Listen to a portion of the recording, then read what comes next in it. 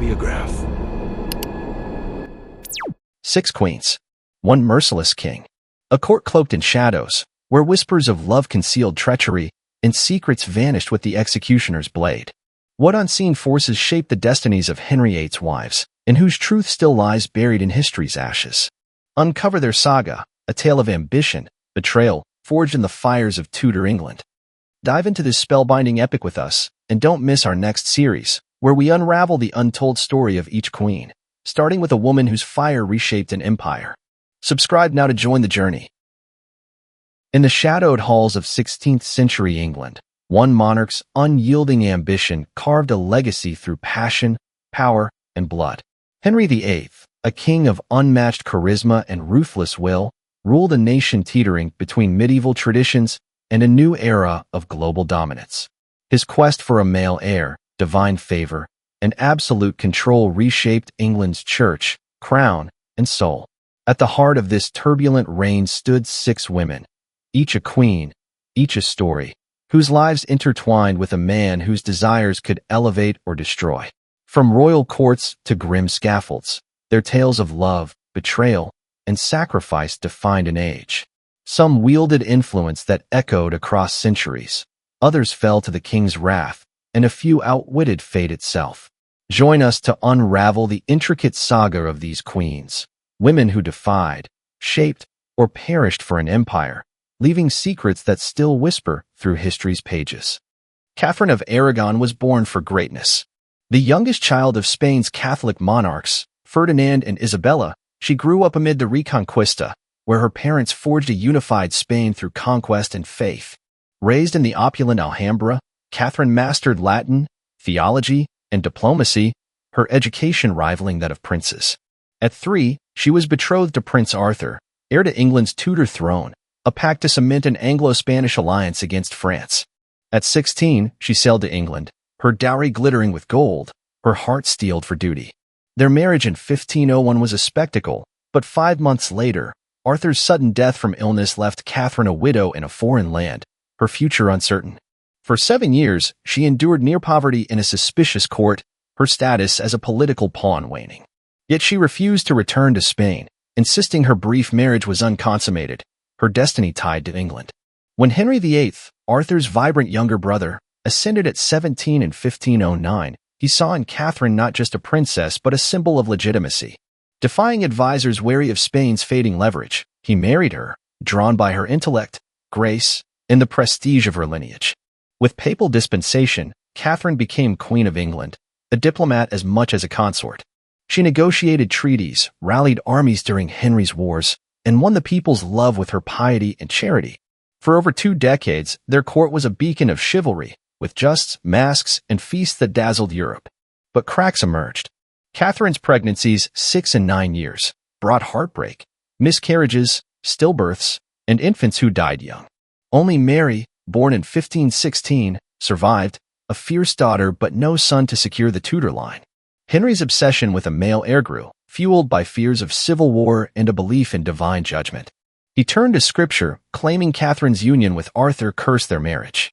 By 1527, he sought an annulment, his heart now captivated by another. Catherine, in her 40s, stood resolute. "I am your lawful wife," she declared at a public trial, her voice unwavering. She wrote to the Pope, rallied Spain's emperor, and defended Mary's rights, her defiance rooted in duty to her daughter and her role as a bridge between kingdoms. Henry's will was unbreakable. He broke from Rome, declared himself head of the Church of England, and annulled their marriage in 1533. Exiled to remote manors, Catherine lived in austerity, praying daily, her health fading. In 1536, she died, possibly of cancer, her final letter to Henry a haunting plea. "Mine eyes desire you above all things." Her loyalty preserved England's alliance with Spain and shaped Mary's resolve, but it cost her everything. Rumors whispered of poison, a testament to the era's paranoia, yet her legacy endured in her daughter's fierce claim to the throne. As Catherine faded, Anne Boleyn blazed into history. Born around 1501 to an ambitious English courtier, and honed her charisma in the courts of the Netherlands and France, where she learned French, dance, and the art of conversation. Returning to England in 1522, her dark eyes and sharp wit captivated Henry's court, but not as his mistress. Unlike Catherine's regal poise, and was a tempest, refusing Henry's advances for 6 years, holding the crown just out of reach. Her defiance drove him to obsession, his love letters, preserved in the Vatican, revealing a king humbled by desire. To make and queen, Henry risked everything. He exiled Catherine, defied the Pope, and severed England from the Catholic Church, igniting a reformation that reshaped faith and power. In 1533, Anne was crowned in Westminster Abbey, her pregnancy with Elizabeth a symbol of hope. No mere consort, she dove into politics, championing Protestant scholars like William Tyndale and pushing for an English Bible, a radical act that sowed seeds for religious change. Her court was a hub of culture, with music, poetry, and debate, her influence rivaling Henry's ministers. But her boldness bred enemies. Her daughter, Elizabeth, born in 1533, was a disappointment to Henry, who craved a son.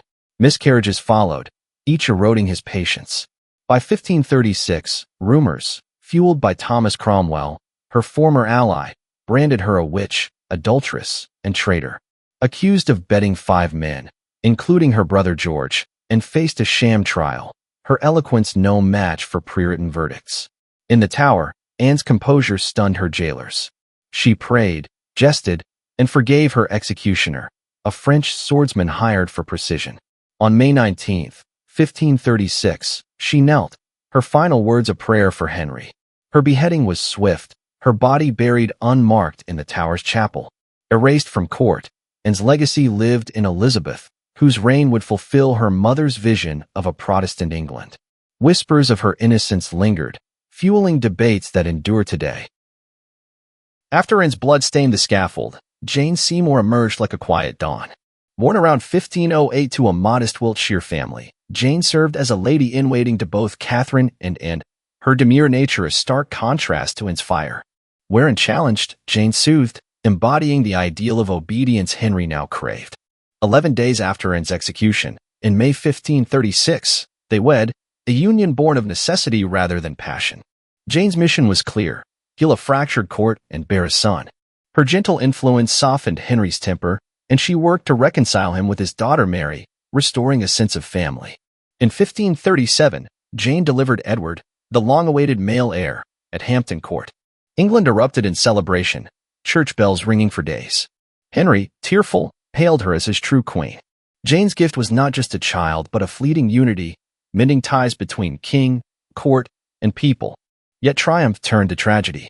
12 days after Edward's birth, Jane fell ill, likely from puerperal fever, a common killer of new mothers. Her death at 29 shattered Henry, who mourned her with unprecedented depth, dressing in black for months. Buried with royal honors at Windsor, Jane was the only wife Henry chose to rest beside. Was it love, guilt, or gratitude for her son? Her sacrifice secured the Tudor line, but Edward's frailty cast a shadow over her legacy. By 1539, Henry was a shadow of his youth, obese, gout-ridden, his leg ulcers festering, his temper volatile. Kings could not remain unwed, and politics dictated his next move. Thomas Cromwell, eager for a Protestant alliance, proposed Anne of Cleves, a 24-year-old noblewoman from a German duchy. Raised in a sheltered court and spoke no English, her education focused on needlework over statecraft. Henry, lured by Hans Holbein's flattering portrait, envisioned a romantic revival. When Anne arrived in 1540, reality clashed with fantasy. Henry recoiled, calling her uncomely, his pride wounded by a match devoid of chemistry. Their marriage, sealed in January 1540, was never consummated, a diplomatic disaster. Yet Anne was no pawn. Sensing Henry's intent to annul the marriage, she agreed without protest, her pragmatism disarming her critics. In exchange, she gained estates, wealth, and the title King's beloved sister, securing a life of independence rare for women of her time. She learned English, embraced court life, and attended banquets as Henry's guest, outliving all his wives. Her shrewdness turned rejection into triumph, a masterclass in navigating a king's ego. Anne's story, devoid of passion or tragedy, speaks of quiet power, her survival a testament to strategy over sentiment. In the summer of 1540, As Anne of Cleves stepped aside, Catherine Howard danced into Henry's heart. Barely 19, a minor noble from a sprawling Howard clan, she was a vision of youth, vivacious, flirtatious, her laughter a balm to the 49-year-old king's bruised spirit. Raised in a lax household, Catherine's girlhood was marked by romantic entanglements, secrets that would haunt her. Henry, smitten, called her his rose without a thorn, marrying her weeks after his annulment from Anne. Their union was a spectacle of indulgence, with lavish gifts and public displays of affection, a desperate bid to recapture Henry's youth. But Catherine's inexperience proved fatal. As queen, she struggled with court protocol, her naivety exploited by ambitious courtiers. Restless, perhaps fearing her aging husband's decline, she began a reckless affair with Thomas Culpeper, a dashing courtier. Their secret letters and midnight meetings, facilitated by her confidants, were a dangerous gamble in a court rife with spies. In 1541, evidence of her past lovers and current indiscretions surfaced, shattering Henry's illusion. His rage was silent but lethal. Catherine was arrested, confined to Sion Abbey, her pleas for mercy ignored. On February 13, 1542, she faced the scaffold, trembling, her final words, "I die a queen, but I would rather die the wife of Culpeper." Her youth and recklessness cast her as a tragic figure, a girl ensnared by history's merciless gears. By 1543, Henry was a ruin, barely mobile, paranoid, his court a nest of intrigue. Katherine Parr, a 31-year-old widow of 2 marriages, became his 6th wife, chosen for stability, not love. Born to a scholarly family, Catherine was fluent in languages, steeped in theology, and driven by a passion for learning. As queen, she nursed Henry's ailments, soothed his rages, and reunited his children, Mary, Elizabeth, and Edward, securing their places in the succession.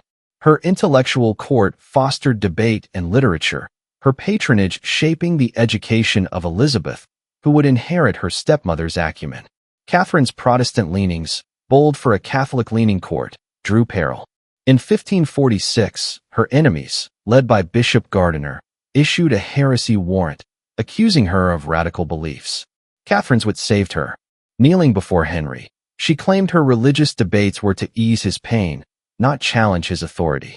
Moved, he tore up the warrant, sparing her life.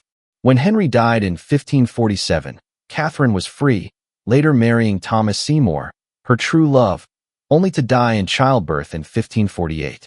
Her legacy, books she authored, her influence on Elizabeth, endured, a testament to intellect over. A passionate lover, a selfish tyrant, ruthless in his reign. Unlike the emperors of the East with their vast harems, Henry walked with only one queen at a time. Yet he was branded a philanderer, casting aside his queens for personal desires and an obsession with securing his lineage. Was he a cruel despot, destroying the lives of his queens with suspicions of love, or merely a pawn of his era, entangled in a merciless fate? What do you think of Henry, betrayer or betrayed? Cast your vote. Which queen tells this fateful story most vividly? We believe in Boleyn's saga, her meteoric rise, her revolutionary vision, her tragic fall, deserves the spotlight next. Share your pick below, and join us for the first in our series, diving deep into one queen's untold story, revealing secrets that shaped an empire. Subscribe and stay tuned for the untold story of your chosen queen.